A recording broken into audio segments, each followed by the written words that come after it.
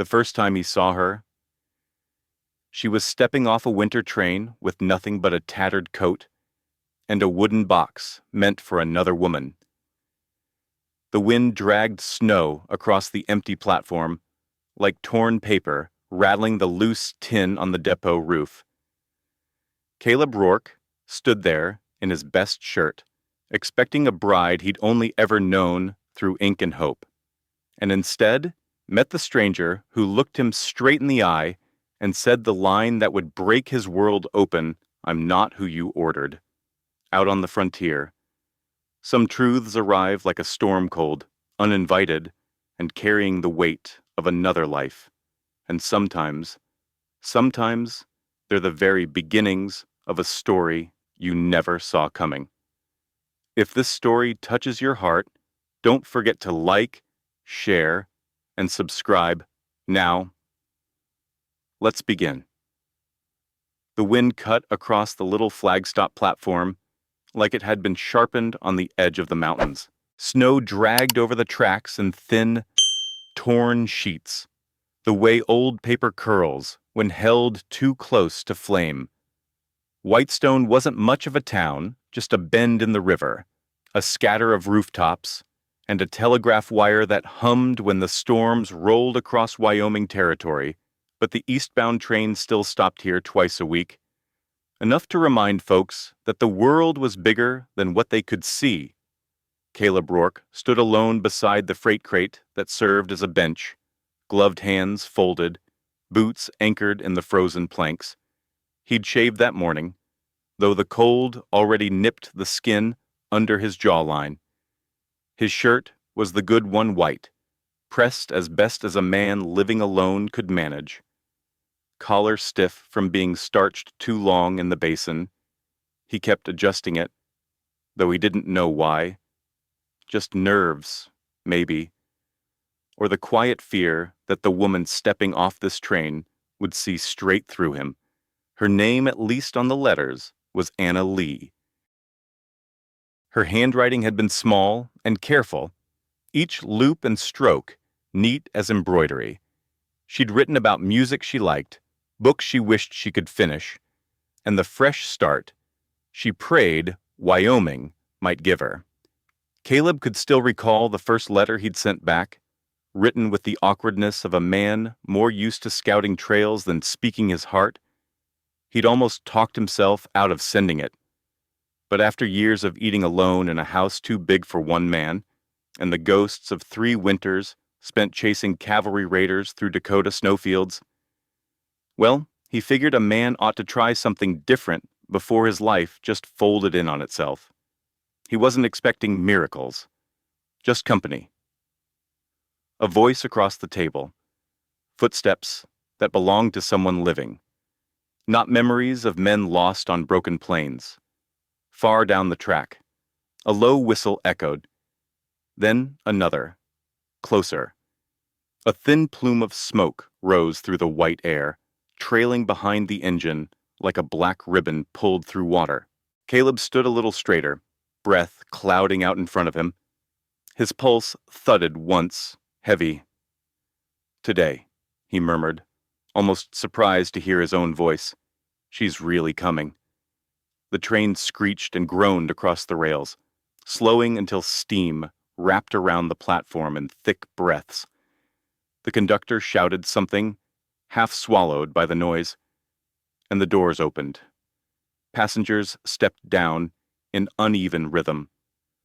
A traveling drummer with a cracked case, a mother clutching 2 sleepy children whose boots dragged along the boards, a soldier on furlough, face red from whiskey or cold, maybe both, snowflakes lodged in their scarves, their hats, their lashes.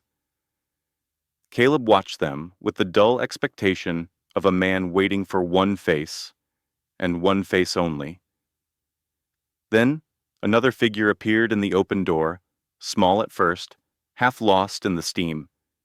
She stepped down carefully, her boot landing with a muffled thud on the wet wood.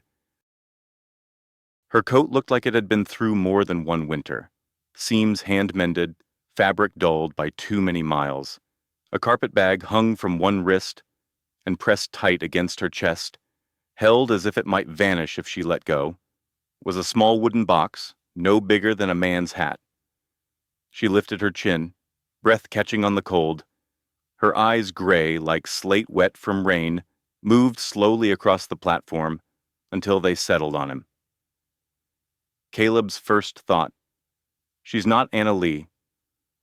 There wasn't a bit of resemblance to the little photograph the agency had sent months ago. Anna had been soft-featured, polished, the sort of woman who might have played piano in a parlor. This woman looked like she'd walked through a storm and hadn't quite convinced herself she'd made it out. Still. Hope nudged at him. Maybe he just didn't recognize her, bundled in all those layers. He took a step forward, tipped his hat, voice steady, though something tight twisted beneath his ribs. Miss Anna Lee. She froze, not the way shy women freeze, not the way a person caught off guard might blink and blush. No, this was a whole different kind of stillness, the kind that comes just before a confession breaks something open. Her fingers tightened around the wooden box. Her gaze flickered, once, toward the ground, as if she were bracing herself for a blow she'd been expecting for a long time. Then she lifted her face again, and the breath she drew in trembled faintly before she spoke. Mr. Rourke. Her voice was soft, worn at the edges, like cloth washed too many times. I'm not who you ordered. The words hung between them, thin as ice, ready to crack. Caleb felt the cold wind slide through the front of his coat. But he couldn't move, couldn't think. For a full second, he simply stood there. The future he'd pictured, however fragile, however uncertain, shattering with a sound he could almost hear. Steam curled around them, white as breath in winter. Behind her, passengers hurried past, boots thumping on the planks, but all Caleb could see was this woman holding that box like a lifeline. Her eyes steady now, resigned, a person who'd carried bad news a very long way, and couldn't set it down until it reached the right hands. Not Anna, not the woman he'd written to, not the life he'd spent months imagining. Someone else. Someone unannounced. Someone whose presence made everything inside him tilt. He swallowed, throat dry. Then, who are you? But she didn't answer. Not yet. She only shifted the wooden box in her arms as if it weighed more than it seemed, her breath fogging the air between them. And for the first time that day, Caleb Rourke felt a sharp, unfamiliar unease, something between dread and destiny move through him. Because when a stranger shows up in place of the woman you sent for, there's always a story behind it, and rarely a gentle one. The wind died down a little once the train pulled away, leaving only the quiet hiss of steam melting snow on the planks. Folks on the platform, what few there were, pretended not to look. But their eyes lingered all the same. News traveled fast in a small place like Whitestone, and a woman stepping off a train to meet a man she didn't match was enough to feed a whole winter's worth of talk. Caleb felt the weight of those glances tightening around them. Without thinking, he gestured for the woman, Maggie Odell, though he didn't know that name yet, to follow him. She hesitated, then walked with him across the narrow street toward the livery. The old building stood low and dark against the pale sky, smelling of hay, horse sweat, and warm leather places where people didn't pry. He stopped beside a half-empty stall, out of sight of the station. Snowflakes clung to her coat, melting into small, dark circles. "All right," he said quietly. "Tell me what this is." She didn't look up right away. Instead, she set the carpetbag down at her feet, holding the wooden box close, as though the cold might get inside if she loosened her grip. My name's Maggie, she murmured. Maggie Odell. He nodded once, waiting. I didn't mean to frighten you back there, she added. Her voice held no excuses, just a kind of tired truth. But I figured saying it straight was the only right way to start. He wanted to ask again who she was, why she had Anna's ticket, why she stood in front of him with grief in her eyes that didn't belong to strangers. But something in her posture, shoulders rounded, fingers clenched above the latch, kept him still. Like a person bracing to deliver news she'd hoped she'd never have to say. She drew a breath, slow and shaky. Mr. Rourke. Anna didn't make it. The words slid into the space between them with a soft heaviness, as if spoken into snow. Caleb didn't react at first, not outwardly, but something in the back of his mind seemed to split. A small crack, thin and cold. He swallowed. Didn't make it. She finally lifted her head, and the look on her face closed whatever distance remained between truth and hope. She took sick on her way to the depot. Lung fever. The bad kind. Maggie's voice thinned at the edges. By the time she reached the church-run lodging house where I worked, she could hardly stand. The livery dimmed around them, or maybe his sight just narrowed. She talked about you. Maggie went on softly, every night until she couldn't talk anymore. Said you wrote kind letters, said you had a little station out in the Wyoming wind and a stretch of country she longed to see. Caleb closed his eyes for half a heartbeat. He pictured the soft script of Anna's handwriting, the way she'd written about wanting to breathe clear air. He hadn't known her, not really, but her letters had held warmth he hadn't felt in years. He opened his eyes again, and then Maggie's fingers traced the edge of the wooden box, almost unconsciously. She died in her sleep, she whispered, quiet. At least, I was the one who found her before dawn. The silence that followed wasn't empty. It was full of the sound of what could have been falling apart. Caleb rubbed his jaw, staring at the straw-strewn floorboards. A woman he'd never met shouldn't have carved a hollow in him like this. But she had. Her letters had been a small flame he didn't know he'd been walking toward in the dark. She said your name, right to the end, Maggie added gently. Said she was sorry she wouldn't see the place she wrote about. Caleb let out a slow, uneven breath. Damn. It wasn't anger, just grief in a man who didn't have many words for such things. Maggie knelt then, setting the box between them. She undid the little clasp with careful fingers. Inside lay a folded paper, tied with thin ribbon a letter addressed to him. Beside it rested a narrow strip of blue cloth, and a modest brooch shaped like a pressed wildflower. She wanted you to have these, Maggie said. Told me so, long before she slipped away. Said they meant something to her. Said you would understand. Caleb reached toward the box but paused, his hand hovering above it. Touching it felt too much like accepting a final goodbye. How long have you had this? He asked quietly. Maggie hesitated. The pause told him the truth before she spoke it. A while, she whispered. I should have come sooner, but I fought myself over it, over and over. Why, his tone wasn't hard, just puzzled. She looked at her own hands like they embarrassed her. Because I wasn't sure I had any right to bring bad news to a man who'd hoped for better. And because... She stopped, breath-catching. Because once Anna died, there wasn't anywhere left for me to stand back there. Caleb frowned. What do you mean?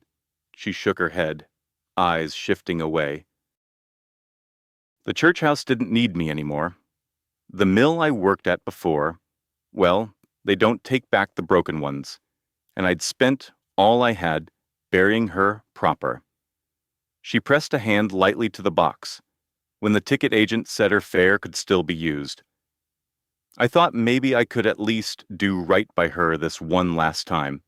Her voice thinned into something raw. I came because she asked me to bring this, and because I didn't know where else to go. Caleb stared at her, this woman with tired eyes and a spine that hadn't quite bent despite whatever storms had tried to break it. He'd expected a bride, a future, a beginning. Instead, he'd been given loss in a wooden box, carried by someone who looked like she'd run out of choices miles before she reached Whitestone. He finally reached into the box, lifting the folded paper with careful fingers. Anna didn't make it. He repeated under his breath. The truth settled on him then, not like a blow, but like a quiet, winter snowfall, the kind that changes the shape of everything without making a sound. And standing there beside Maggie Odell, with the steam of the departed train fading into the cold sky. Caleb Rourke felt something he hadn't expected, not anger, not disappointment, but a hollow ache for a woman he'd only known through ink and pages, and a strange, uncertain pull toward the one who'd brought him the news. Snow clung to the edges of the hills by the time they reached Dry Creek Station, turning the land pale under a dimming sky. The old relay barn sat just beyond the split-rail fence, its roof patched and leaning like a tired shoulder. Smoke drifted from the chimney. Caleb had banked the fire before leaving that morning, but the house itself carried the stillness of a place too used to being quiet. Maggie stepped through the doorway, like someone crossing into another person's memory. She paused just inside, glancing at the wide plank floors, the single chair pulled back from the table, the coat peg with only one coat hanging. Her fingers brushed the brim of her hat nervously. You can sit, Caleb said softly. His voice sounded strange, even to himself thin, like it hadn't warmed back up from the cold outside. She moved to the table, setting the wooden box down between them. Caleb lit the lantern, its small flame rising with a sigh that pushed a soft glow across the room. Shadows stretched up the walls like long fingers. He sat opposite her, elbows resting on the table's rough-hewn surface. His hands were steady, but his breath wasn't. The letter lay there, folded in blue ribbon, her handwriting small, graceful, careful, so different from the broad strokes of his own script. Maggie looked away while he untied it, her hat turning slowly between her hands. Nervous as a bird in a storm, Caleb opened the paper. For a moment he couldn't read, not because the lantern was dim, but because something in his chest tightened too hard. He blinked, then started. Her voice came back to him in lines of ink. Gentle as the touch of a cold hand, I knew I was unwell when I answered your ad, Mr. Rourke. I hoped I might mend enough to make the journey west. A foolish hope, perhaps, but your letters were the first thing in a long while that made me feel like I still belonged to the world. Caleb closed his eyes. He could hear her in those words, soft, apologetic, yet wanting more than the life she'd been given. He read on. I am sorry I did not tell you I feared the worst. I did not want the letters to stop, selfish as that sounds. You wrote of wind across open grassland and sky big enough to forgive a person their small mistakes. I held those images close when the coughing kept me awake. His throat tightened at that. Forgiveness. Sky big enough to forgive a person. He'd written that line on a late night, after too much whiskey and too many old memories clawing at him. He hadn't thought anyone would remember it. He kept reading, the lantern flickering gently beside him. By the time I reached the lodging house in Cincinnati, I knew I would not see Wyoming. I met a kind girl there, Maggie Odell. She has been more generous to me than my own kin. If she survives my folly, Please give her a dry roof for a spell. She deserves more than the streets, and she has nowhere else to go. Caleb's gaze shifted up slowly. Maggie had gone still, completely still. Her shoulders had tightened, and her hat sat motionless between her hands. I didn't know she wrote that, she whispered, voice barely carried by the warm air between them. She never said a word. Caleb looked back at the page. Anna's last lines were faint, as if written with hands already weak. Thank you for the letters. They made my last months softer than they would have been. I hope you find someone who can share your station and your seasons. Someone real, not made of paper and dreams. He lowered the letter. The lantern hissed softly. Outside, the wind was picking up again, brushing against the shutters like tired fingers tapping for shelter. Maggie stared at her hands. I didn't ask her to write that. I didn't expect anything from her. She needed someone. And I was there. Her voice quivered, but she caught it quickly, jaw tightening. She'd learned to hide her tears, he realized. Probably had years of practice. Caleb rested the letter on the table, smoothing its creases with the side of his thumb. She trusted you, he said. Maggie shook her head sharply. She trusted everyone. She was that kind of woman. No. His tone came out softer, but firmer than he intended. She picked you to carry this. Maggie swallowed hard, because I was the only one standing there. People like me don't get chosen for anything better. He studied her. The slump of her shoulders, the way she kept her eyes on the hat brim, as if the truth might burn her if she met his gaze. The weight she carried was heavier than the box she'd brought. Caleb leaned back slightly, the chair creaking under him. He wasn't good with tender words, never had been. But he felt something shift inside him, something he hadn't expected. He'd thought he was grieving a woman he never met. But here was someone very much alive, carrying grief of her own, and Anna dying. Fading had looked at this woman and seen something worth saving. A dry roof for a spell. Those weren't casual words, not from someone that close to the end. Maggie finally lifted her eyes. If you're angry, she said quietly, I understand. You wrote to her. Not me. She wasn't supposed to die. And I wasn't supposed to come. Caleb held her gaze. It trembled, but she didn't look away. I'm not angry, he said. She blinked. You're not? Nope. He exhaled. I'm trying to understand what God's aiming at. Maggie looked down fast, hiding whatever flickered across her face. He reached for the letter again, reading the last line once more. Someone real. When he looked up, Maggie was watching him cautiously, as if she expected him to send her out into the snow right then. But Caleb didn't see a mistake. He didn't see an intruder. He didn't see a burden. For the first time, he saw her the way Anna must have, lying in some dim lodging house bed, whispering a stranger's name into the dark. A woman who'd done right by the dying. A woman with nowhere left to stand. A woman who had been entrusted to him, not by accident, but by a hand he didn't yet understand. Outside, the wind pressed against the shutter, rattling it softly. Inside, neither of them moved, two silhouettes caught in lantern light, bound not by choice, but by a letter that asked for mercy, and carried something quieter, deeper, beneath its final words.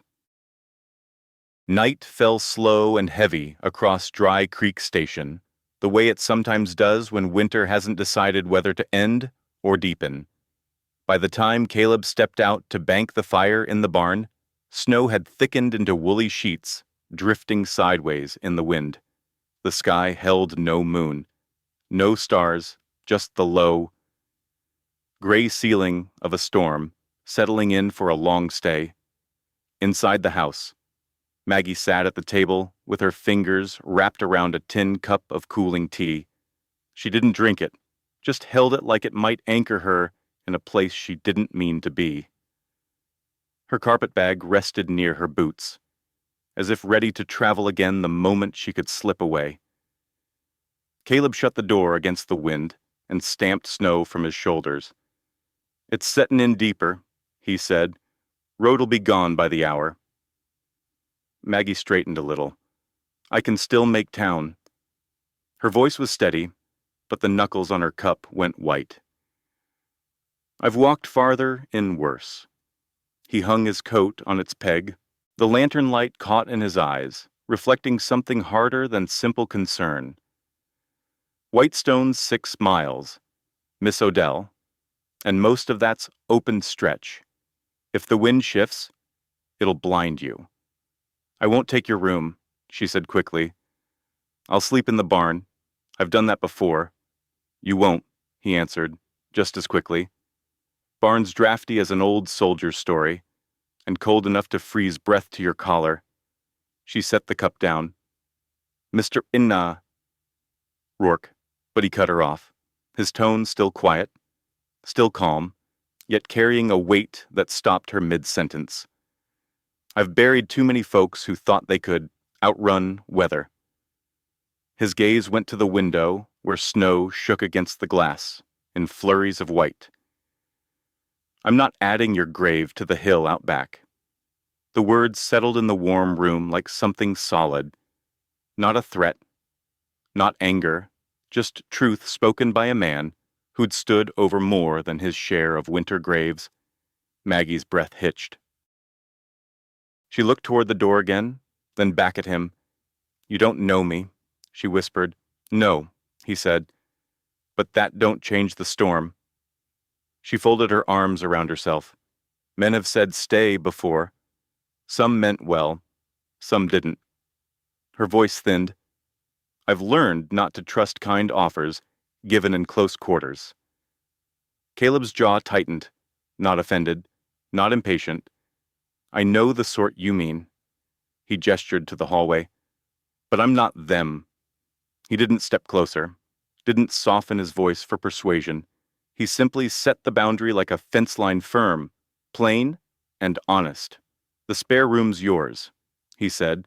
"Wasn't much use until now."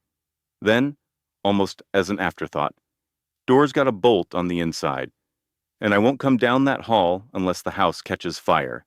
Maggie looked at him, studying his face for signs of the cracks. She'd learned to fear those little flickers in a man's eyes that tell a woman she's safer outside in the cold than under a roof with him. But Caleb only waited. No push, no false gentleness. Just a steadiness she hadn't expected. The wind roared outside, rattling the shutters. Maggie's shoulders twitched at the sound.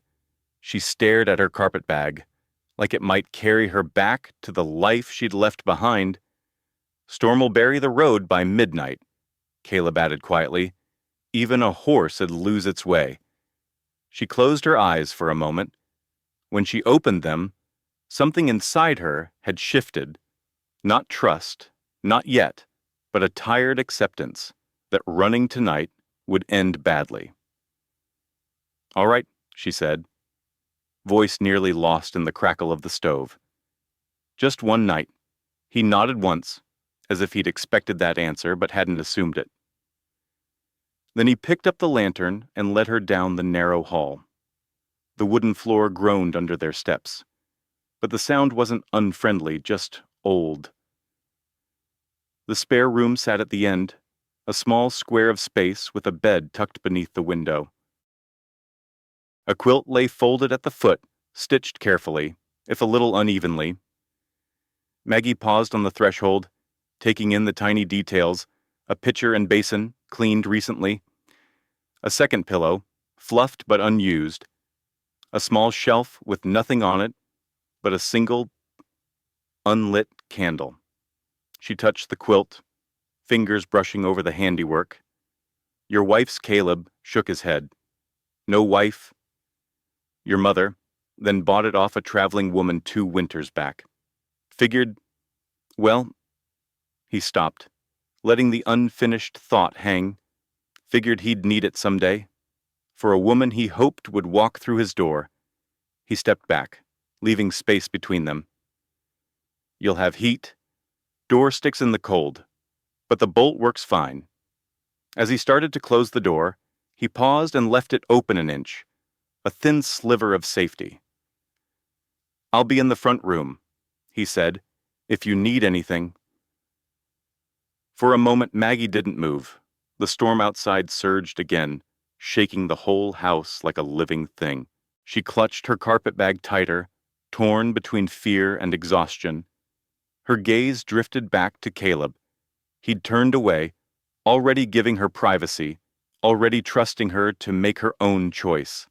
That, more than anything, made her breath tremble.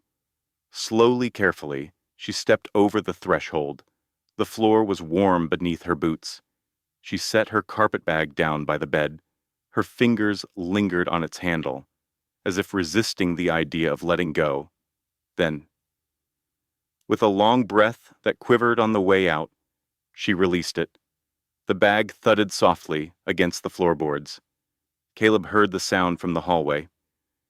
He didn't smile, didn't speak, just closed his eyes, briefly, in a quiet, weary relief, and moved back toward the front room.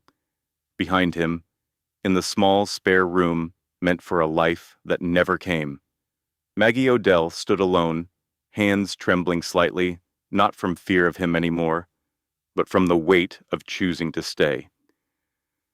Outside, the blizzard deepened. Inside, 2 strangers listened to the same wind and felt not safe, not yet, but sheltered, and for both of them, that was a start. The storm settled deep in the bones of Dry Creek Station, long after the lamps were blown out. Snow piled against the door, sighing and shifting like a great white animal trying to get in. The old eaves hummed with wind that slipped through narrow cracks and made the rafters groan. Caleb lay on his side on the narrow front room cot, staring at the dark. He'd slept through artillery barrages, through hail, through nights so cold a man's breath froze in his beard, but he couldn't sleep now. Not with Anna's letter flickering behind his eyes, like a lantern someone kept setting down and picking back up. Her words about the Wyoming sky, the apology she didn't owe him, the plea for Maggie's shelter, and then there was Maggie herself, just down the hall. Behind a door he'd left cracked on purpose, hoping to put her mind at ease. He wondered if she was sleeping or gripping her blanket too tightly to rest. A faint creak drifted from the kitchen. Not the house settling, but footsteps, hesitant, careful. Caleb sat up, grabbed his boots, and padded softly across the cold boards. Maggie stood by the small stove, the tiniest flame burning beneath the iron plate. She held her hands inches above the warmth, shoulders trembling in a way she tried to hide. Her hair was down now, falling loose around her face, making her look younger, smaller. The light caught the curve of her cheek and the exhaustion in her eyes. Cold, he asked quietly. She startled a bit, then shook her head. No, just used to being awake when I ought to be sleeping. Caleb nodded once. Storms loud, and thoughts louder, she murmured. He poured water into the tin pot, set it on the stove, and waited in silence. When the water warmed, he fixed 2 cups of weak coffee. The kind a cowboy drinks at the tail end of a long night because he doesn't know what else to do. He handed her one. Maggie accepted it, careful not to let their fingers brush. They sat at the table in the soft orange glow, 2 figures caught somewhere between strangers and something a little closer. The wind rattled the shutters. Snow hissed against the chimney. The quiet pressed in around them. Caleb glanced toward the hall, as though considering his next words. You sleep any? She shook her head, staring into the dark swirl of her coffee. Sleep feels different in a strange place. Ain't strange for long, he said. House remembers folks faster than people do. She offered a faint, uncertain smile, though her fingers tightened around the cup. Caleb cleared his throat. Truth is, I wasn't sleeping either. Because of her? She asked softly. He didn't need to ask who she meant. The letter lay folded on the table like a ghost. Partly, he said, partly other things. Maggie waited, not pushing, not prying, but giving him room if he chose to fill it. Caleb didn't share much about his past with anyone in Whitestone. Most folks didn't ask, and he didn't tell. But tonight, the dark made it easier to loosen something inside him. I served in the cavalry, he said. 7 years, rode scout most of it. Saw places no man should have had to see. Lost people I thought would outlive the sun. Maggie's eyes softened at the edges. There was a winter outside Fort Hale. He continued slowly. Orders came late, too late. We were sent to help a patrol caught in a gorge, pinned down by a band of renegades. Snow was waist deep. Temperature must have been 10 below. He paused, his breath unsteady. The stove crackled. My friend was there. Eli, the sort of man who could turn a bad day good just by cussin' at it. Caleb rubbed a hand over his jaw. We got there in time to watch him die. Maggie didn't speak, just listened, still and respectful.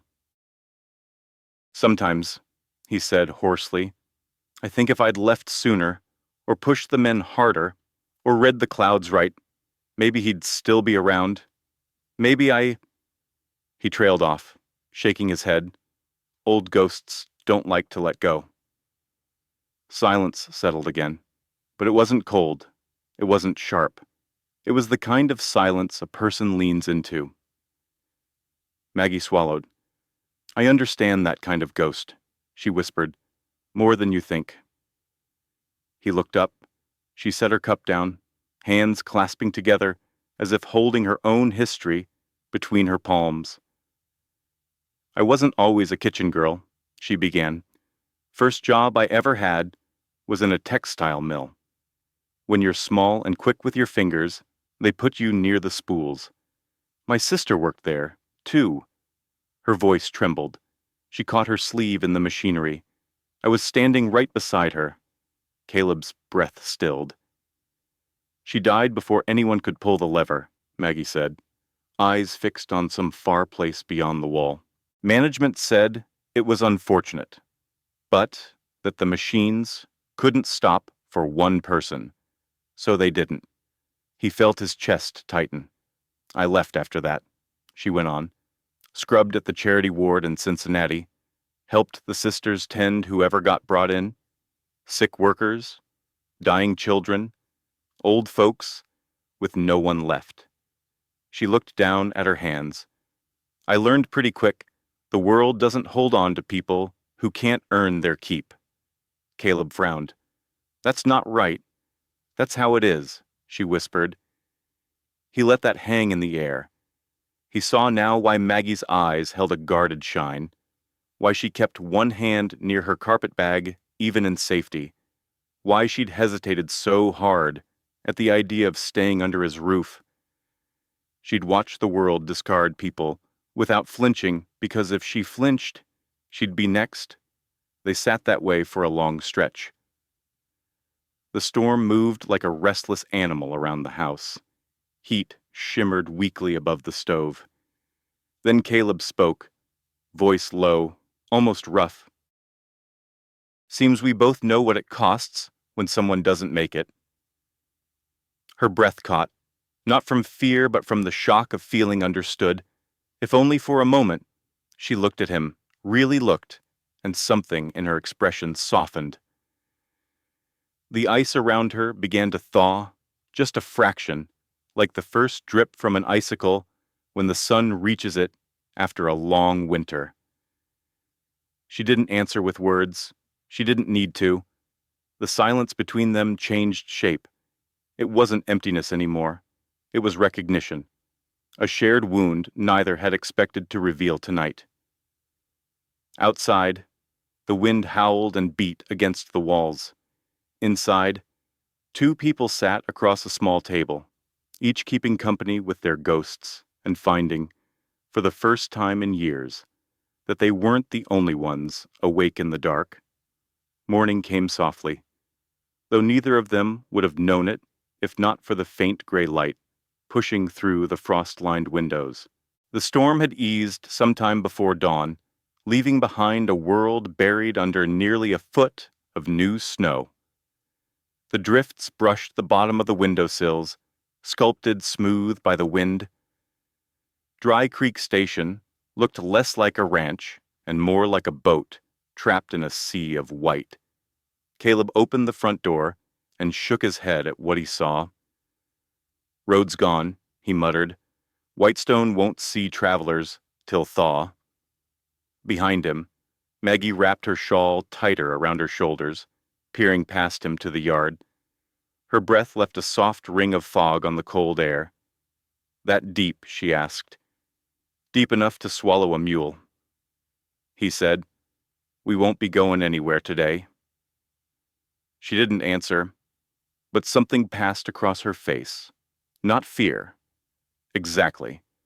But the realization that whatever she'd hoped to do next, whatever escape she'd planned to attempt once morning, came. The weather had closed that door for her. Caleb stepped back inside, stamping snow from his boots. "Chores'll take longer in this," he said. "Animals'll need thawed water, and the chickens." "Where do you keep the eggs?" she asked, already rolling up her sleeves. He blinked. "Eggs coops behind the barn." "Isn't it?" she said, stepping past him toward the back door. "If we don't get them now, they'll freeze. Show me a basket." He stared at her a moment, this small woman who had barely slept, who'd spent half the night huddling near the kitchen stove, and watched her reach for the coat, hanging by the door, like she'd been doing ranch chores her whole life. "The basket's in the pantry," he said finally. She didn't wait for more instructions. She found it, grabbed a shawl, and stepped out into the cold with the brisk determination of someone trying to outrun her own thoughts. Caleb watched from the doorway as she trudged through the snow toward the coop, skirts brushing the drifts, boots sinking deep. The wind bit at her hair, lifting it in soft tangles, but she kept going.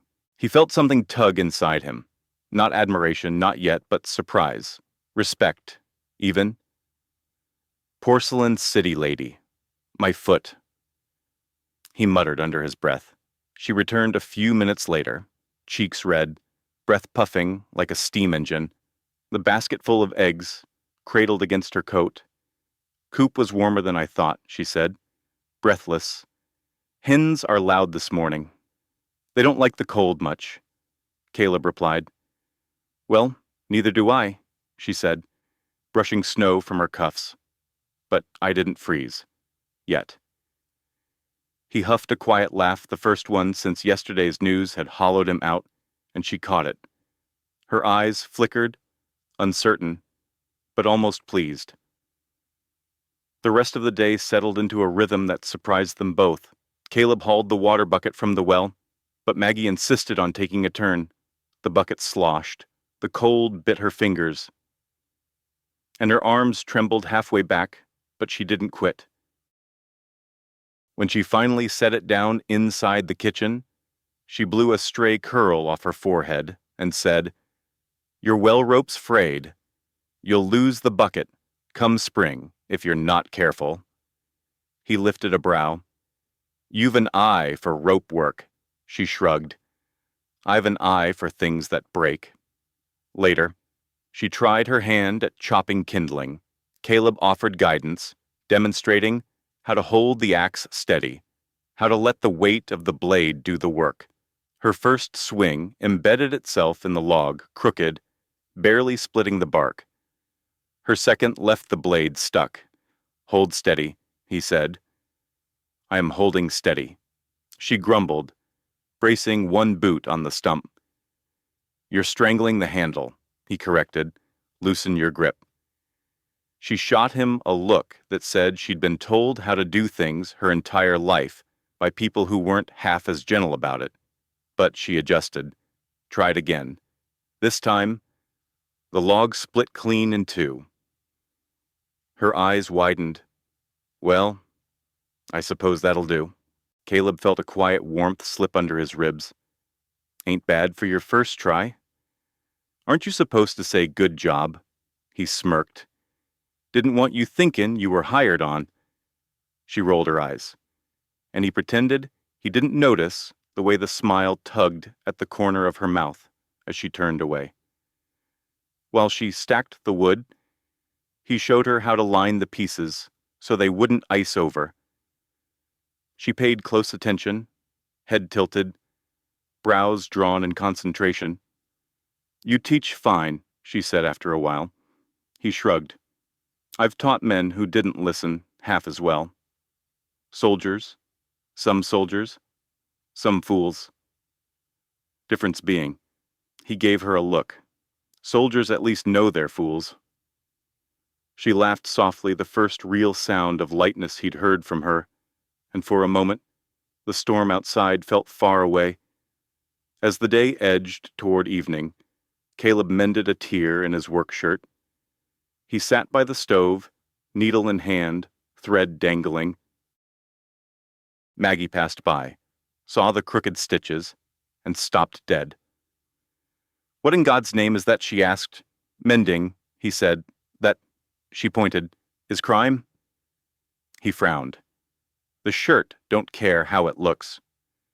"Well, I care," she said, snatching it from his hands. "Hand me the thread. I'll fix it before you make it worse." He handed it over, watching as she worked. Her fingers moved with practiced precision, each stitch smooth and tight. There was something calming about the way she focused the world, shrinking down to fabric and thread. "Where'd you learn?" that he asked. She didn't look up. When you've only got one set of clothes growing up, you learn to keep them together. He nodded slowly. Her voice carried no bitterness, just truth spoken quietly into warm air. By supper, the wind had softened to a low moan. They ate stew reheated from yesterday, bread toasted near the stove. Maggie's shoulders sagged with exhaustion she tried to hide. Caleb watched her quietly, trying to read whether the day's work had helped her settle at all, or whether she was only pretending. When she set her spoon down, he cleared his throat. "You pulled your weight today." "Miss Odell." She froze. Not dramatically. Not with a gasp, just a small, stunned stillness. Like his words had struck a place inside her she didn't let many people touch. For a moment, she couldn't even answer. Then she looked down, fingers tracing the rim of her tin cup. "Most places I've been," she whispered. "I was the weight." Caleb swallowed, something heavy twisting in his chest. "Not here," he said. Her eyes flickered up, uncertain and searching as though she wasn't sure he meant it, or wasn't sure how to let herself believe it if he did. Outside, the wind brushed softly against the window, warmer now, almost gentle. Inside, the room held a different kind of quiet one that didn't feel lonely anymore. 2 days after the blizzard, the sky finally opened enough to show a thin blue seam above the hills. The world outside had settled into a cold, glittering stillness. Snow shone in hard sheets across the flats, and the road into Whitestone had begun to take shape again under the weak winter sun.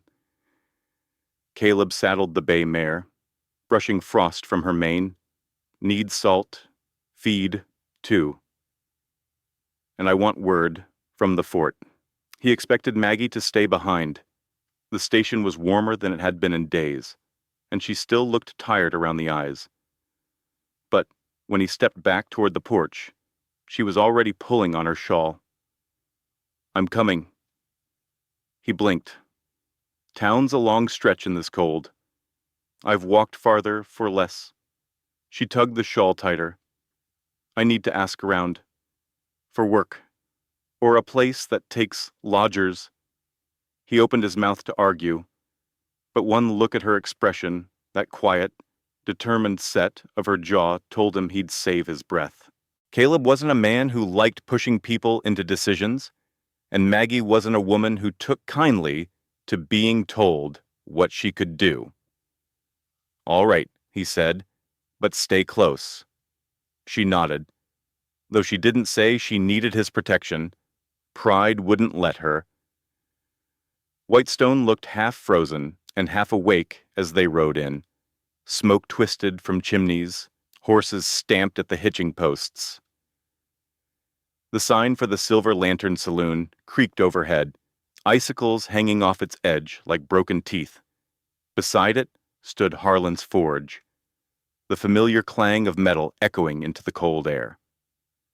Farther down, Pike's Dry Goods and Dressmaking displayed fabric scraps fluttering behind the window. And at the end of the street, the little white chapel stood quiet, touched with frost. As Caleb and Maggie rode through, heads began to turn, not rudely, just the way small towns always did when news stories walked past. A soldier from the fort elbowed his buddy. Ruthie Pike stood in her doorway, pretending to sweep the steps while staring over her broom handle. A pair of older men outside the saloon paused mid-spit, their talk drifting into a low murmur. Maggie felt their eyes like pins stitching her into place. Caleb dismounted and tied the mare. Maggie slid down beside him, boots crunching in the snow. For a moment, he rested a hand near her elbow, not touching, just steadying the air around her. Inside Pike's Dry Goods, warmth and the smell of fabric dye met them. Ruthie Pike looked up from behind the counter.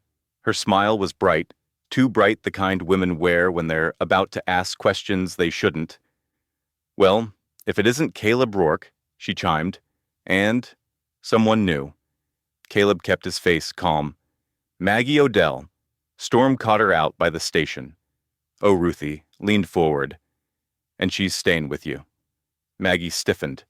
Caleb answered, before she could, "A guest," he said simply, just until the road cleared. The word hung in the room. Guest? It sounded innocent, but Ruthie made it anything but. Her smile deepened, just slightly at the corners, the kind of smile that said stories were already blooming behind her eyes. "Well, I'm sure the good Lord appreciates your kindness," she said, "sweet as molasses, but twice as sticky. If Miss Odell needs a warm skirt or a new bonnet, you just let me know." Maggie managed a polite nod, though color rose in her cheeks. She kept her hands tucked close, as if pulling the edges of herself inward. They paid for the salt and left quickly. Outside, the street felt narrower. Conversations hushed as they passed. A few glances slid toward Maggie and then toward Caleb. And though no one said anything outright, the meaning hung heavy in the cold. Caleb's jaw worked quietly. Small towns had long memories and quick tongues. He'd seen men torn apart by rumor faster than bullets. As they walked past the chapel, the door creaked open and Reverend Alden stepped out, bundled in a thick coat. His eyes softened when he saw Caleb, but there was a crease of worry between them. "Mr. Rourke," he said gently. A word Caleb nodded and stepped aside with him. Maggie waited a few paces away, pretending to study the chapel's frosted windows. The Reverend's voice stayed low.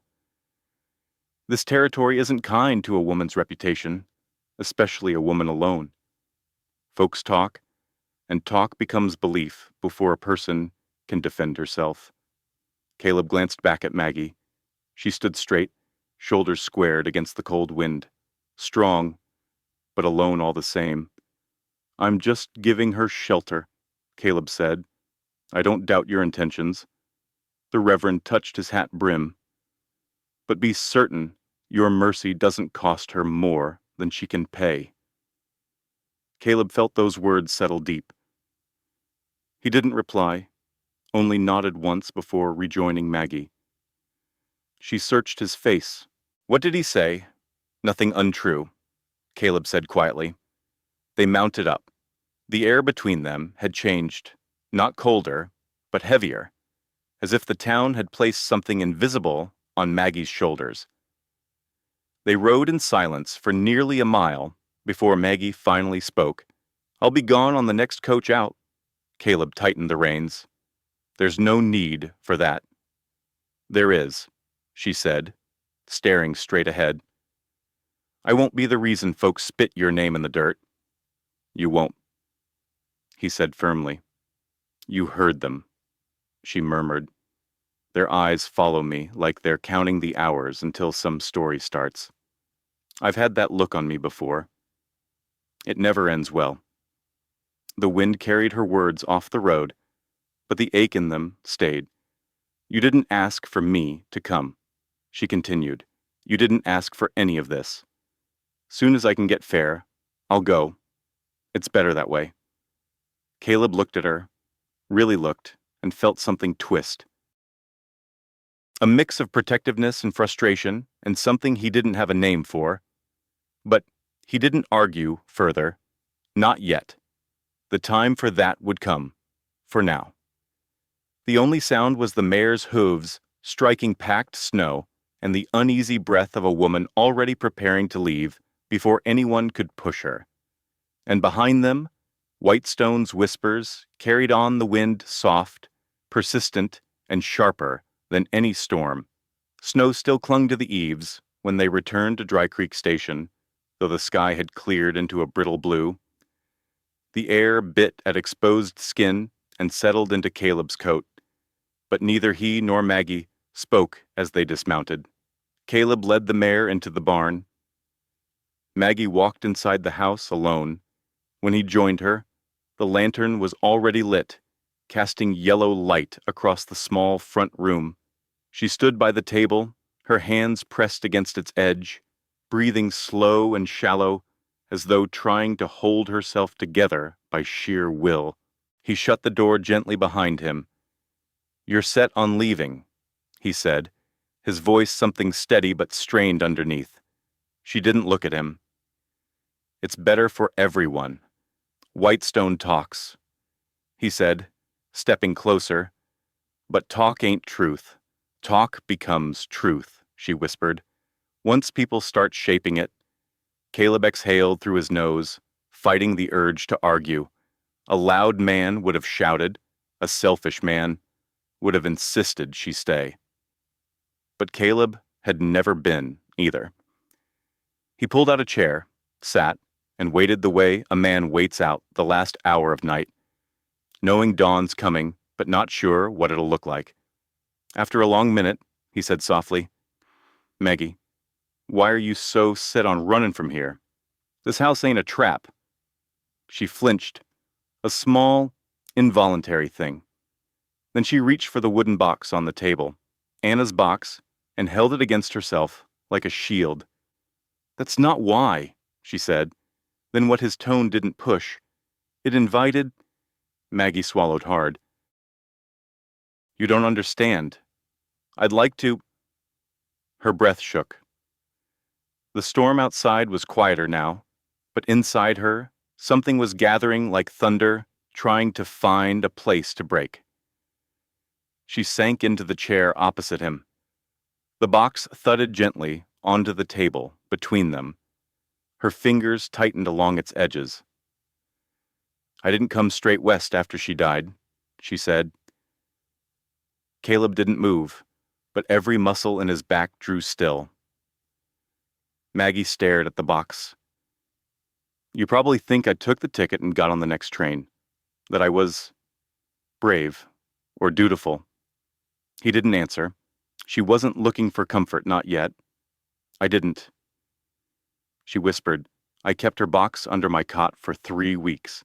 A soft, painful quiet filled the room. I'd wake thinking I heard her coughing or calling my name. I kept seeing her lying there in that narrow bed, fingers cold as winter iron, saying your name like a prayer she couldn't finish. Maggie's voice trembled. I told her she shouldn't travel. I begged her not to go. She was so pale she could barely button her own coat. Caleb's throat tightened, but she said, "If I do nothing else in this life, I'll get to Wyoming." Maggie pressed a fist to her mouth, catching a tremor. I should have stopped her. Caleb shook his head, but she kept going, her grief already spilling out faster than he could reach it. I didn't, she said, and she died. Her eyes lifted to his shining, rimmed red, stripped of every guard she'd ever built. And then I failed her again. He leaned slightly forward. How? By being a coward. The words were a rasp. I couldn't face the man she talked about with those bright, impossible eyes. I couldn't walk up to some stranger and say, "The woman who loved your letters died alone and I let her." You didn't let anything. She cut him off. Voice breaking. You were expecting hope. I was the one who let it freeze on the platform back there. The line hit the room like a plank dropped onto stone. Caleb's breath left him slowly. Maggie slumped back, hands shaking. I knew she wanted me to bring the box. She asked it with her last clear breath, and for weeks I couldn't make myself get on that train. I kept asking myself, what good is her request now? What good am I to a man who wanted a wife and got a ghost instead? Caleb's jaw flexed once, like someone struck him where he'd least expected. Anna's hopes were gone the moment she left that depot, Maggie whispered, and I couldn't bear to see the look on your face when you learned she never made it. He closed his eyes briefly. The look she feared, the collapse of a dream, he'd felt it. All right, felt it like a long crack opening inside him. But not because of her. He opened his eyes again, and what he saw in Maggie was something he recognized with terrifying clarity. Guilt that never belonged to her. Responsibility for something she couldn't have saved. The weight of survival when someone else hadn't. He had carried the same thing through Dakota winters. Through nights when Eli's name scraped the inside of his skull like broken glass. He breathed out carefully. Maggie, you think you failed her. Her eyes fell closed. Twice. You didn't, he said, voice low but firm. Lung sickness takes who it takes. Had nothing to do with you. She shook her head. Maybe. But the delay, that was mine. And my friend Eli died in a snow-filled gorge while I was still miles away. Caleb said, I've blamed myself every day since. But truth is, we don't control the things we think we do. She opened her eyes, then slowly, and he knew she heard it. Not the words, but what lived underneath them. The same wound, wearing a different name. He leaned forward. You think you brought me a ghost? She swallowed. But what you brought, he continued, was what she trusted you with. And that counts, Maggie. More than you know. She looked at him, confusion and pain tangled behind her eyes. He nodded toward the box.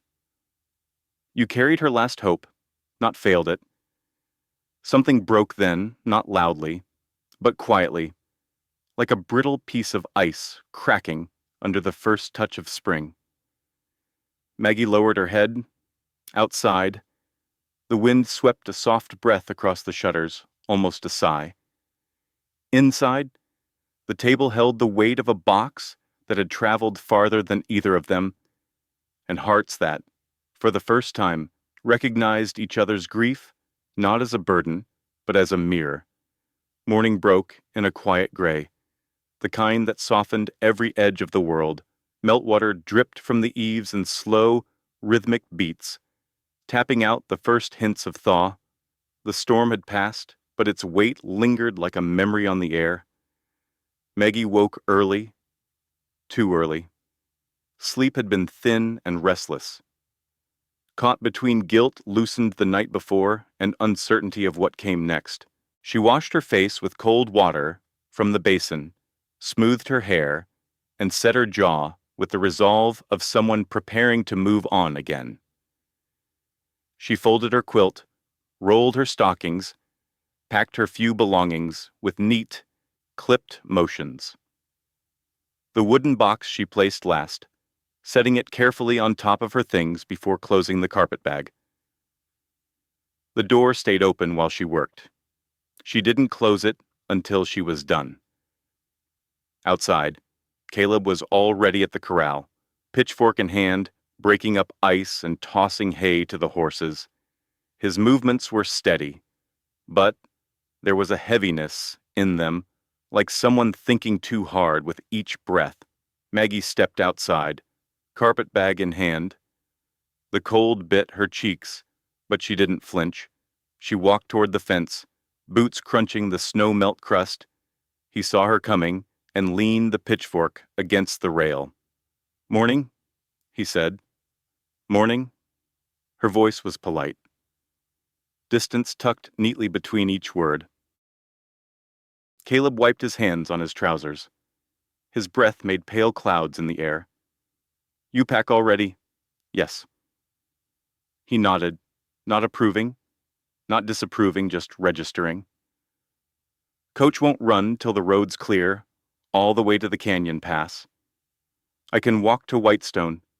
"You can," he said, "but you shouldn't."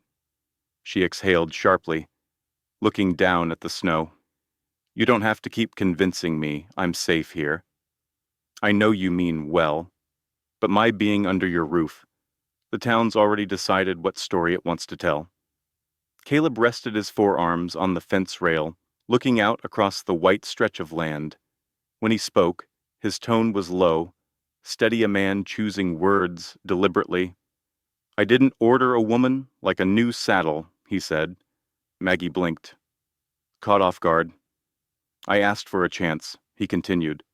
"A chance at not eaten in silence anymore." She looked down, throat tightening. He went on, gentler now. "I'm not angry you ain't, Anna. I'm angry the world keeps taking people before anyone's ready. Took her. Took men I rode with. Nearly took you. Too. If the weather had swung worse." Her grip on the carpet bag trembled slightly. Caleb straightened, turned to face her fully. "I don't want you to leave. Maggie." Her breath caught. "Why out of pity?" "No," he said firmly. "Because two people alone on the frontier die quicker than two people who work side by side." She stared at him, unsure where he meant to go with this. He reached up, rubbing the back of his neck. Awkward, but earnest.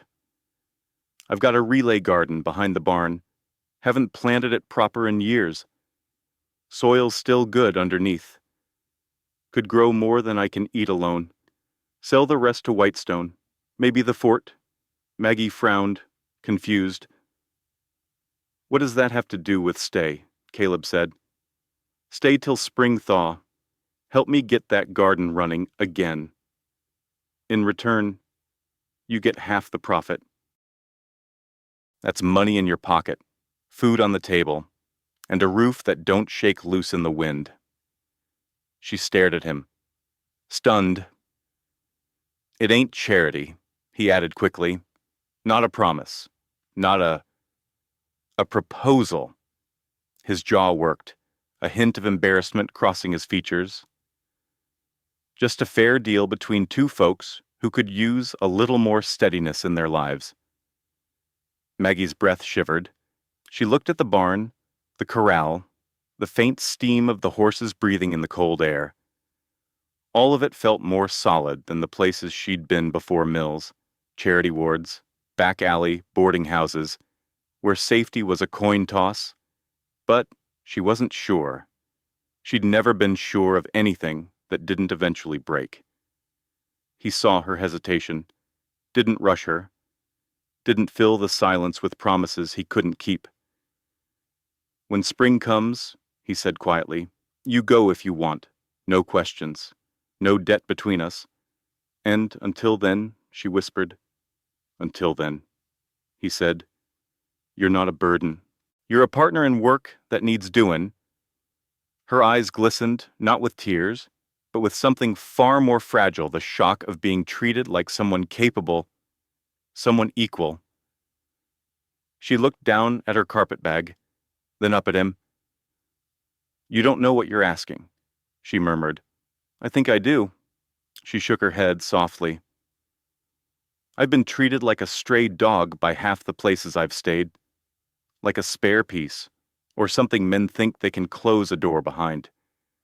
"You noticed I left yours open," he said. She swallowed. "I did." The air between them warmed a fraction, though the wind still stung their cheeks. Maggie took a long breath, the kind someone takes when they're about to decide something that could change the whole shape of their life. Finally, she spoke. "I'll stay," she said softly, "but on one condition." Caleb nodded once. "Name it." She lifted her chin, eyes steadying. "Don't look at me like I'm a ghost wearing her name."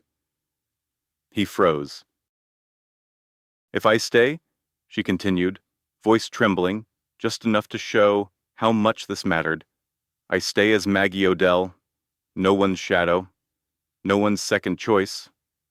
Caleb's answer came slow, but sure, a voice wrapped in quiet certainty. "I see you," he said. "Not her. Not anyone else." The wind shifted gently through the corral rails, carrying away the words like a promise, sealed in cold air. For the first time since she'd stepped off that train, Maggie lowered her carpetbag carefully, quietly, and let it rest on the ground beside her. She wasn't leaving, not yet. And for both of them, it felt like the first halting step toward something that wasn't quite hope, but wasn't sorrow anymore, either. Spring didn't arrive at Dry Creek Station, so much as hesitate. The snow thinned in patches, leaving strips of brown grass and black mud where the sun struck longest. The air still bit at dawn and dusk, and the calves that should have come earlier in the season were late. Bellies swollen, but stubbornly waiting. Meltwater pooled in shallow dips around the corral, reflecting a pale sky that kept shifting between winter and something slightly kinder. Caleb spent his mornings checking the fence lines, muttering at the thawed mud, the slush, the soft ground that couldn't hold a post straight. Maggie worked in the garden bed, clearing dead stalks and breaking apart soil that had slept under frost for months. Sometimes they spoke, sometimes they worked in comfortable silence. Every day felt a little less heavy between them. But thaw meant hunger for more than the two of them. It meant hunger for the wild things, too. The night the trouble came, the sky was clear as glass. Moonlight stretched across the fields, painting everything silver. The earth smelled wet, half-melted snow, churned mud, the sharp tang of cold water. Maggie had just banked the stove for the night when a long, ragged ball tore through the darkness. It wasn't the sound of an animal giving birth. It was the sound of an animal dying. Caleb lurched upright from his cot before the echo faded. Cattle. Maggie grabbed her shawl. "What's wrong?" But he was already reaching for his rifle, jaw tight. They wouldn't bawl like that unless something's in with them. He snatched a lantern from its hook, lit it, and strode out the door. Maggie followed before she could think twice, grabbing the old shotgun that hung above the entryway, rusty, half forgotten, but loaded. Her breath fogged in the cold as she hurried after him. The lantern swung wildly in Caleb's hand, throwing shadows that jumped and twisted like things alive. "Stay behind me," he said without looking back. The herd bawled again, louder, closer, frantic. They rounded the corner of the barn and saw the broken fence. The slats had been weakened by thaw, half rotten for years. Something powerful had shoved through them, leaving jagged splinters pointing outward like broken ribs, and inside, among the panicked cattle, moved shapes lean, gray, hungry, wolves. A small pack, 3 or 4 at most, ribs sharp under mangy coats. Winter had starved them down to bone and instinct. One of the steers lunged and kicked, trying to fend them off. Another stumbled in circles, bleeding from a torn flank. Caleb raised the rifle. The lantern light wavered, catching eyes cold, wild, yellow. A wolf sprang. Caleb fired once. The recoil knocked his shoulder back, and the shot cracked across the corral, echoing into the hills.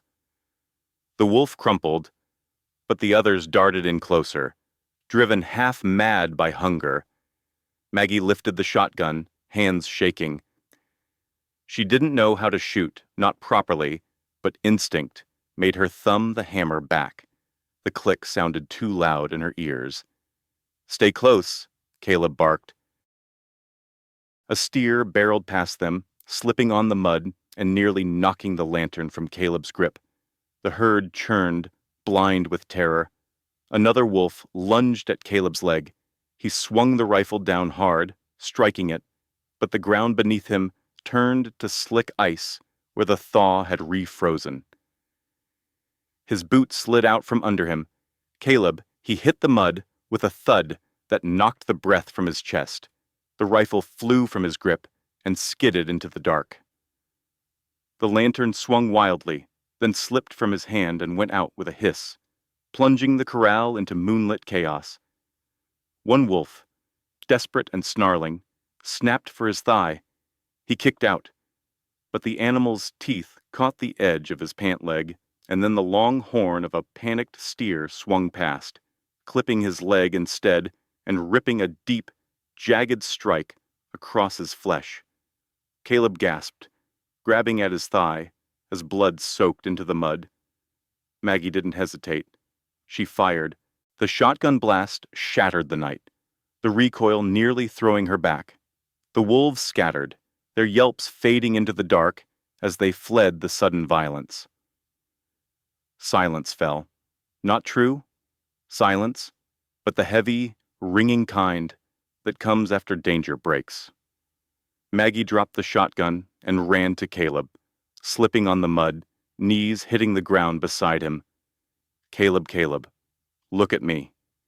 He clenched his jaw, trying to push himself up, but the moment his weight hit his leg, he groaned, breath shaking. "Damn steer. Caught me good. Don't move." She pressed her hands against the wound. Warm blood spilled through her fingers, thick and frighteningly fast.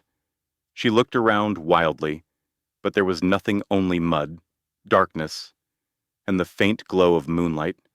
"Help me," he rasped. Get me inside." She hooked his arm around her shoulders. He outweighed her by near 100 pounds, but fear lent her strength she didn't know she had. Inch by inch, dragging and half lifting, she pulled him toward the house. Every few steps he stumbled, nearly taking her down with him, but she kept going. The door slammed shut behind them with a gust of wind. She dragged him to the cot by the stove, breath tearing out of her lungs. "Stay awake," she said. "Caleb, look at me." "I'm lookin'," he muttered through clenched teeth. She tore strips from an old undershirt, pressing them hard against the wound. Blood soaked them instantly. She grabbed more, worked faster, hands shaking but remembering the charity ward, what the sisters had taught her, in hushed hallways and over dying men's bodies. "This will hurt," she said, He gave a weak, humorless laugh. Already hurts. She cleaned the cut with cold water, grit and blood washing down his leg. He jerked, swore under his breath. Sweat broke across his forehead. "Take the laudanum," she said, grabbing the small amber bottle from the shelf. "No, Caleb, you'll pass out from the pain." "I'm fine. You are bleeding." "You stubborn fool," she snapped, voice breaking. "Take it." He met her eyes then. Something changed, some wall giving way. She slipped the dropper between his lips, and he swallowed, breath hitching as the medicine hit his bloodstream. His fingers found her wrist, not gripping hard, not desperate, just seeking something human to hold on to in the pain. "Maggie?" His voice was thick, fading. "Don't run." Her breath froze in her chest. His eyelids drooped, lashes shadowing his cheeks. "Don't run," he whispered again, softer this time, like a memory forming itself on his lips. Then the laudanum pulled him under. Maggie sat beside him, his hand still loosely around her wrist, the room spinning with fear, and something far deeper she didn't dare name. Outside, wolves howled faintly in the distance, retreating into the night. Inside, she held pressure on the wound and whispered shakily, "I'm right here." But she did not know at all, whether he'd hear her when morning came.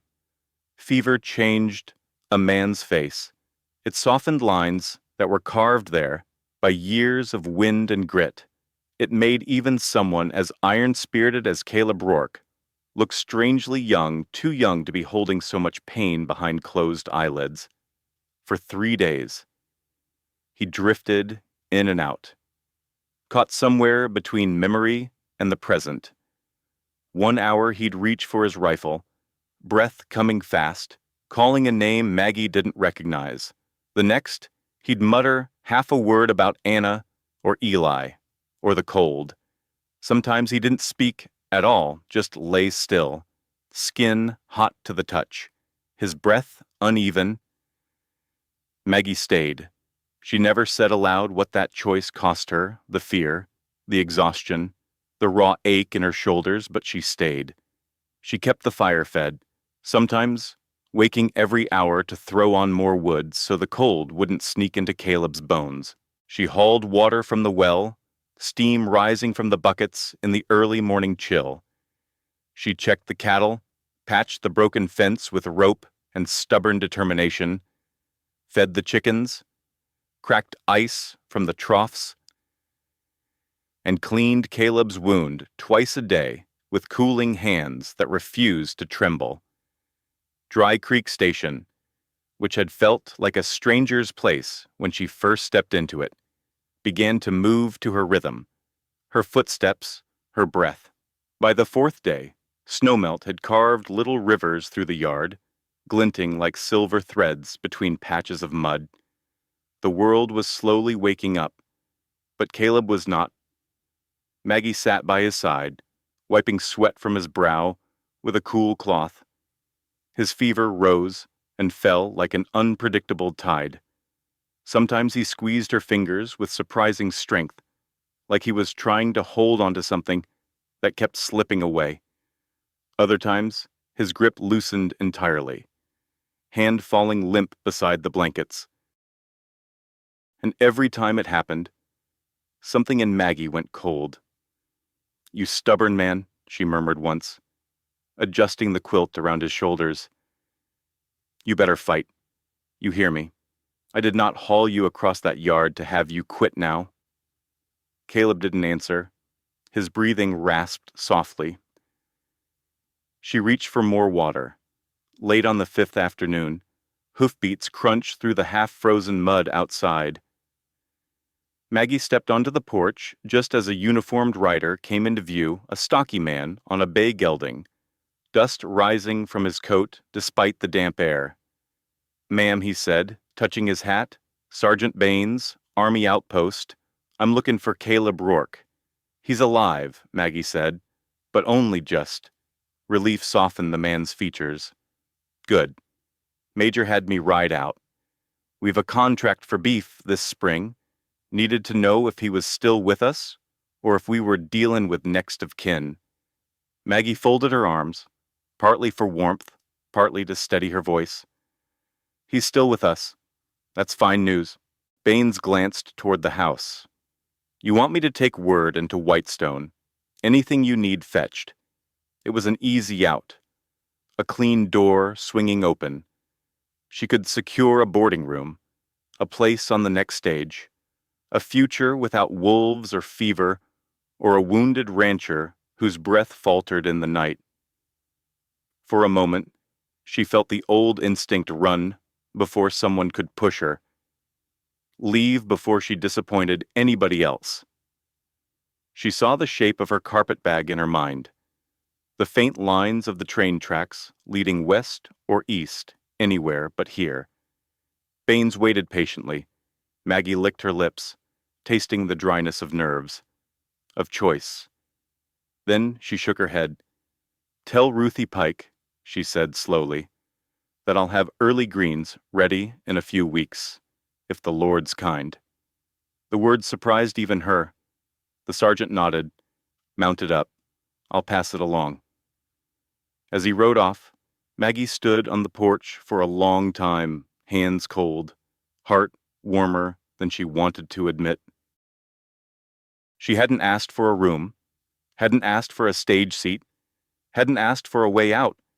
She'd asked Whitestone for business, for a future here, and that, more than anything, terrified her. That evening, as the sun slipped behind the hills, turning the sky soft and bruised, she checked Caleb's forehead again. The fever was lower, but still present. His breathing was ragged, like someone climbing a steep hill in a dream. Maggie sat in the chair beside him, exhaustion pulling at her bones. She rested her hand atop his, more out of habit now than fear of losing him. You're a fool, she whispered, but a good fool. The fire crackled softly, throwing warm light across the room. At some point, without meaning to, she drifted off her head, leaning against the back of the chair, her fingers still loosely hooked around his wrist, as though she were afraid he'd slip away if she let go. It was near dusk when Caleb stirred. He blinked at the ceiling, confused. His vision swam.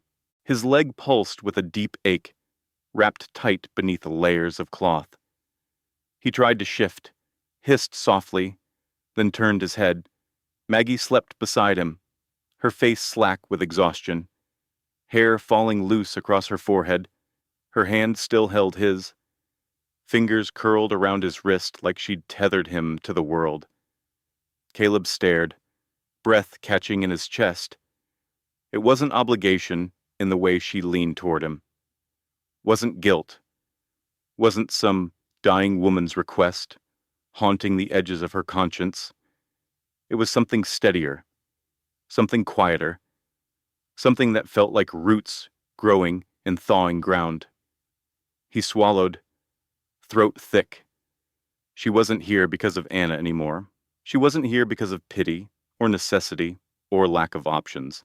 She was here because Dry Creek meant something to her now, enough to stay even when she could have walked away. Enough to hold on, enough to anchor herself to the wrist of a man who wasn't supposed to matter. Caleb closed his eyes briefly, letting the warmth of that realization settle into him like the first strong sunlight after a long winter. Maggie shifted slightly in her sleep, fingers tightening around his wrist for the briefest moment. His chest loosened. His breath steadied. For the first time since the wolves came, fear slid back a few inches. He wasn't out of danger yet. But he wasn't alone. Not anymore. Late spring came to Dry Creek Station, the way dawn spreads across the prairie, slow at first, then all at once. Snowmelt fed the thirsty earth. Mud gave way to dark, rich soil. And the garden they'd planted, half in hope, half in stubborn defiance, finally pushed green fingers through the ground. Maggie knelt in the rows one warm morning, brushing dirt from tender leaves. Lettuce shimmered pale and curled. Peas clung to the rough poles Caleb had cut from the scrub, and early radishes poked red noses into the light. The air smelled of turned earth, water, and something faintly sweet, like a promise the land had finally decided to keep. "Growing strong," Caleb said behind her. She glanced over her shoulder. He stood leaning against the fence, limp barely noticeable now, though he still favored his left leg. His shirt sleeves were rolled up, the sun-warming skin that had been far too pale during his fever weeks. "The soil's good," she said, touching a leaf with gentle pride, "or the gardener is." She smiled down at the plants, pretending not to hear the warmth in his voice. Their next trip to Whitestone was different than the last. For the first time. Maggie rode, with a basket full of greens, resting in her lap, crisp lettuce, young radishes. A handful of herbs she wasn't even sure the townsfolk would want. Caleb rode beside her, not leading and not guarding, simply matching her pace. The town met them with its usual creaks and murmurs, but the stares were different. Curiosity? Yes. Judgment less so. At Pike's Dry Goods? Ruthie took one look at the basket and let out a low whistle. "Well now," she said, lifting a bunch of radishes. "Didn't think Dry Creek soil had this in her. Most folks don't look close enough," Maggie replied. Ruthie smiled, a real one this time. "I'll pay fair, and if you've more comin', the hotel kitchen's been askin' for fresh greens," from the doorway. She heard a soldier from the fort call out, "You sellin' to the outpost too?" Maggie nodded, and soon enough, arrangements were made with the fort cook, not pity deals, but real business. By the time they loaded the baskets back onto the mare, Maggie felt something she hadn't felt in years. She mattered. Not as a stray mouth or a charity case, not as some rumor from the station, but as that tough woman out at Dry Creek who could coax green things from stubborn dirt. It settled warm and deep inside her. That evening, the sky blazed gold over the buttes.